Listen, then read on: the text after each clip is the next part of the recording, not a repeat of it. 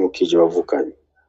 Ubuntu n'amahoro n'imbabazi biva ku Mana Data wa twese no ku Mwami wacu Yesu Kristo bibe kuri twebwe no kubera bose. Ayo majambo akomeye agoye isobanura, ariko ndayiga ko nko kanya nagira ubuntu ushobora kuyigako.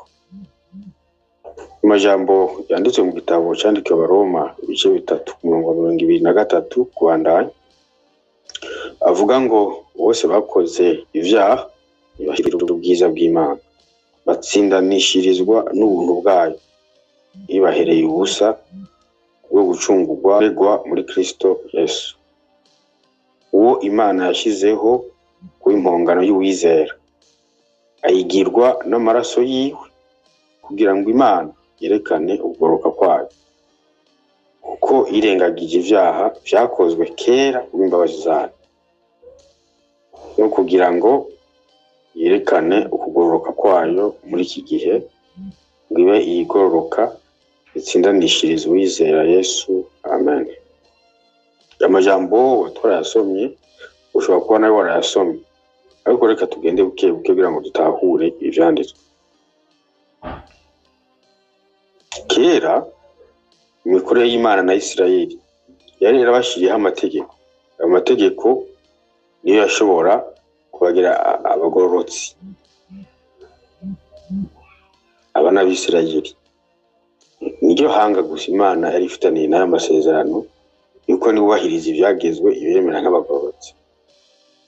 Rero ntivyashobotse, yarabataye kuwa amazi.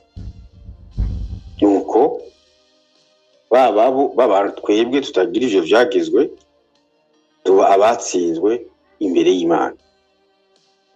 Dushirwa rero mu gitunga kimwe cyitwa ngo bose bakoze ivyaha. Bose, yaba abo, yaba twebwe, yaba isi yose, twese twarakoze ivyaha, ntitwashikira ubwiza bw'Imana. Aho batahuye gutya,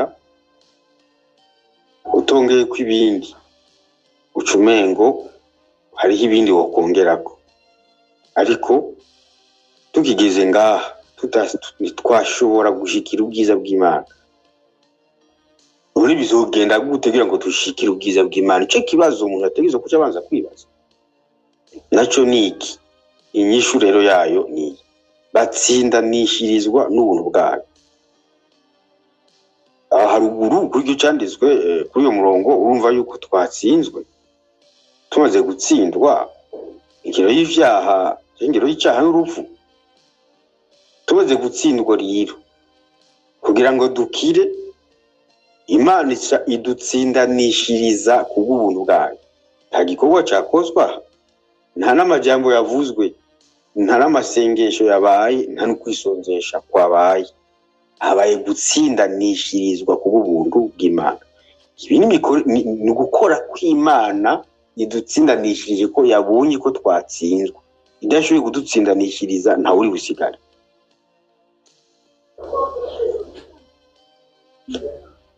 Ibibahereye ubusa, ibiduhereye ubusa, atakintu na kimwe twakoze tutarinze tuvuga, yabiduhaye.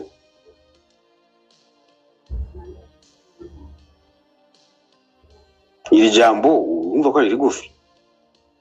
Iri niryo rigaragaramo ngo urukundo Imana yakunze abari mu isi arico cyatumye itanga umwana wayo w'ikinege, kugira ngo umwizera wese ntapfe rubi, ariko ahabwe ubugingo budashira. Ni uyu Yesu twahereye ubusa, itwiyumviriye ko.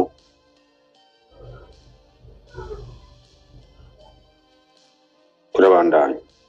Kubwo gucungurwa kubonerwa muri Kristo Yesu. Kubwo ugucungurwa kubonerwa muri Kristo Yesu. Kuko atayindi nzira yo gushobora gukurwa muri ico kibanza hatabonetse incungu ubundi aja muri ico kibanza cyacu cyo gupfa. Kuboneka muri Kristo Yesu ko atahandi, ko nta bundi bucunguzi buhari. Ubucunguzi buhari nuko habone kuja mu kibanza cyacu gupfa natwe dukire. kuko kubwo gucungurwa kubonekera nta handi kuboneke, nta handi kwari kwaboneke, nta handi kuzobonekera gucungurwa ubonekerwa muri Kristo Yesu. Uwo Imana yashizeho kuba impongano y'uwizera, ayigirwa n'amaraso yiwe, kugira ngo Imana yerekane kugororoka kwayo. Yesu Kristo amaze kuba impongano y'uwizera, abantu bazi ibijyanye n'ivyagezwe bumvise impongano ni guhongera, nuko kera iyo habayeho ishavu hari ikimaze batanga cyo guhongera kugira ngo habeho ugabanuka ishavu ry'Imana, kugira ngo ntirungikiza canke ikindi gihano.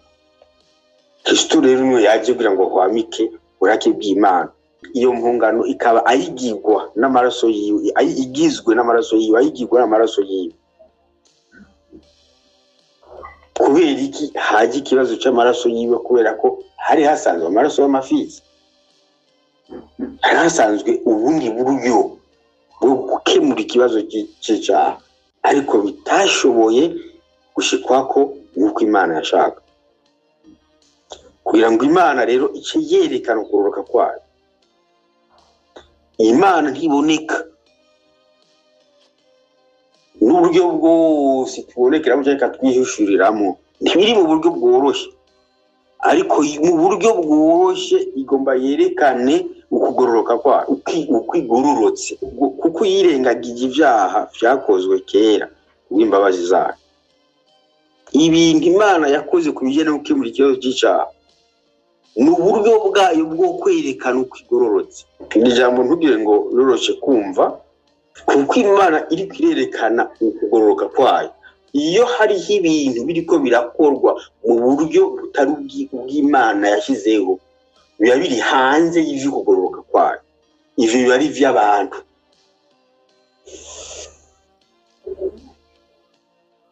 Iyo ibintu bishoboye gukorwa mu rutonde ruri hanze y'uko Imana yabikoze kugira ngo hakemuke ikibazo cy'icyaha,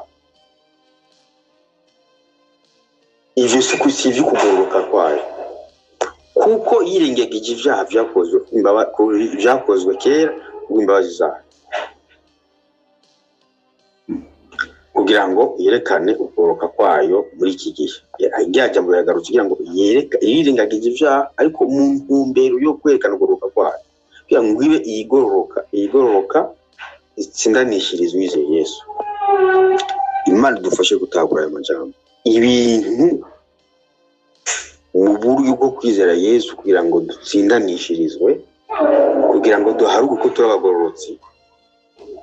Iri jambo ndifuza ko risobanuka Mana yanjye. Reka twitize ibiye Gifaransa gato. Reka dusome kuri iki gice cya gatatu igitabo cyandikiwe Abaroma, igice cyandikiwe Abaroma gice gatatu ku murongo wa 23. Ni hamwe nyine twari turi twashashije twitize ibiye Gifaransa kugira ngo byumvikane ibyo muragomba gushikako. Ngo car 23, car tous sont péchés et sont privés de la gloire de Dieu. Sont privés. Aha, umuntu amaze kuba umuprivé nta burenganzira afise kuri icyo kintu. Ils sont gratuitement justifiés par sa grâce, par les moyens de la rédemption qui est en Jésus-Christ. Aha ni ko tuyitahurana rero. Aha birasobanutse, umuntu amaze kuba umuprivé w'ubwiza bw'Imana akintu akora. Ikintu cya mbere n'ubu buryo yahejije gutsindanishirizwa n'ubuntu bw'Imana, naho ni ngo par la moyen. Iri jambo ryo nagomba kumvikana ko igihe navuga mu Kirundi numvise ko iri jambo ni uburyo Imana yashyizeho, par la moyen de la grâce en Jésus-Christ. Muri Yesu Kristo ubwo twasindanishirizwa n'ubuntu bw'Imana nibyo, ariko muri Kristo Yesu uri mu privé, nta kintu kimwe ushobora kuvuga, watsinzwe n'urubanza.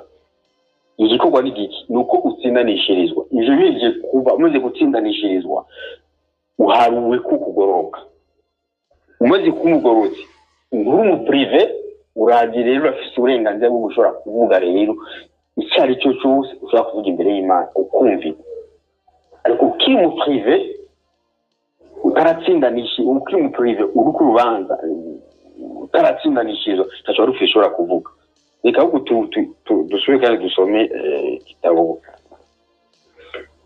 cyandikiwe Roma nyene iki gice cy'icumi. Dusome iki gice cy'icumi nacyo kirashobora gutanga urundi muco kabisa. Ku murongo w'icumi nyene avuga ngo kuko umutima ari wo umuntu yizeresha akarongo ugoroka. Iyo uri mu privé ikintu uhabwa n'Imana par la moyen de la grâce en Jésus-Christ, qui uhabwa muri Kristo ni kumwizera ugaca utsindanishirizwa ukawumugorora. Icyo nicyo kibanze. Igikurikira rero ni ukwatuza akanwa, kandi akanwa akaba ariko yaturisha akaronka ukugoroka kiza murantunga, kandi akanwa akaba ariko yaturisha akaronka bagakiza. Aha rero ndagomba mu ntahure cyane mutahuruka icyanditswe. Umaze kwizera urumva ko uhabwa ubugoroka. Umaze kumugorotsa imbere y'Imana nta rubanza, hari murafise amaduwa yandi yose. Intambwe igira kabiri yitwa kwatura sagakiza k'imbere muri wewe, nagakiza k'ibikorwa bya kamere hanze. Aka gakiza rero k'ibikorwa bya kamere hanze ni ijuru rirakuzi ko umugorotsi kandi ko umwana wawe, ariko hanze mu bikorwa hariho batabizi ivyo. Igihe rero watuza akanwa ko uwa Kristo w'Imana, buke Kristo akaba ariko akora ama operation hanze ku rukoba, ugenda ukira. Wibuke abantu bashobora kukumenya kuri wizeye utavyatuye. Nubwo kandi ushobora kuvyatura ariko imikorere yawe nayo ikabihinyuza ko atari wizera, navyo birashoboka. Dukore rero kuri uru rutonde turiko turigirako. Ngo ariko n'abango ngo n'abaherezi ngo n'abafarisayo kiyagiye ngo bamwizeye Yesu, ngo ariko ntibavyatura ngo kubwo gutinya abafarisayo bakijya gihe. Abantu b'abakuru barizeye Yesu birabananira kwatura kubwo gutinya abantu. Rero ariko bamwizeye ijuru bazi ko arabizeye, ariko muri societe aho bari babinyegeje. Rero mu kubinyegeza hariho ibikorwa byo hanze ku rukoba udashobora gukira, hanze ku bikorwa bya kamere udashobora gukira, kubera ko ugaragaza aho uhagaze kugira ngo Kristo agutabara. Ariko ugaragaje aho uhagaze kuri uwizeye Kristo aragutabara. Rero ibi ni ibintu ugiye gusobanuka cyane muri twebwe, yuko ukugoroka no gukira birajana. Ariko kimwe kiza bwo kwizera, ikindi kiza bwo kwatura. Yego kandi twarizeye imikoro y'Imana muri twebwe iratsinda kamere, ariko ukuri kiratsinda kamere biteza gufatanya natwe muri iyo mikorere. Nzi ko turiko turahatahura kantanga karorero. Hariho ubushobozi bukora muri twebwe bwo kurwanya kamere, hakaba n'ubushobozi tutabona, hakaba n'ubushobozi duhabwa n'amaresponsabilite yacu yo gukorana n'Imana kugira ngo byongere kandi tugire ubushobozi kuri kamere. Aho hamwe turabyumva turashobora kugira ubushobozi kuri kamere, kandi kamere itarava muri twebwe. Akarorero ni hamwe Pawulo yandikira abizera ngo n'iki ingingo zanyu ziri mu isi muzikishije impwemu muzobaho, cyangwa ngo mwiyambure umuntu wa kera. Uri urumva ko ari ubushobozi twifisemo bukorana no kugomba kwacu no gutahura, bukorana n'ingingo twafashe. Ibi uri kurabyumva bitandukanye na kuba Imana ikirakorera muri twebwe igatsinda ibintu muri twebwe tukazokubona ibintu byarapfuye ataruhara twabigize. Akaba ari ibindi iduha uruhara kugira ngo dukorane nayo. Imana niyo dukorana. Ayo majambo yose murashaka kuyatahura. Naho murashaka gushika nije. Ni kugakiza kaduha kwemegwa imbere y'Imana, n'agakiza kaduha kugaragara ko twakize hanze ku bikorwa bya kamere. Ko ari ibintu bibi. Ko iyo twizeye Yesu Kristo kwemeye ko turagoretse imbere y'Imana, dutsindanishirizwa n'ijuru, tukaba tarubanza dufite imbere y'Imana. Ivyo bikaba tutigeze dusengerwa, itugeze twatura. Ni inzira Imana yaduciriye duce mu kwizera ubuntu budukiza. Ubuntu rero bugaca buduharwa ko turabagororotse. Urizeye atakintu na kimwe wakoze, ntiwavuze, ntiwasengeye. Ariko mu madini ahari unagomba kugaruka rero. Mu madini baraguhamagara utazije kwizera ibyo ari byo, bakakubwira ngo ikintu cya mbere usabwa ni kwatura Yesu, kora umwami n'umukiza mu bugingo bwawe. Si cyo kibanza, habanza kumwizera. Umaze kumwizera uratsindanishirizwa. Hanyuma uko watsindanishirijwe uwo munezero, ububasha bwagutashemo, ubwo buntu bwagutashemo, n'iyo kwemera ugira uburenganzira bwo icyo uvuze, nibwo bugurumbanira muri wewe, noneho ukumva ntubimanganya ushobora kuvyatura. Ariko barashobora kukurongora kwatura. Ivyo rero urizi urongorwa kwatura, urumva yuko utegeze uvuga ibintu bivuyemo bisunitswe n'umunezero mu mutima. Aha rero ngomba ko dutahura kubuntu rero imbabazi z'Imana uzatahurika abantu bazokwisanga rero bafise agakiza nyako. Kunafise impungenge yuko iyo uriko uratura amajambo utari kuratura wewe usunitswe n'ibikurimwo, biroroshe no kuyahakana ati je navuze ibintu nkumva ntazi, kandi birumvikana. Urabona yuko uhejeje kwatura bavuye ati atura gutya, uhejeje akubwira ati reka rero tunagusengeye, ugashaka kugira wewe ati wakigiye wowe ntumva ikintu na kimwe.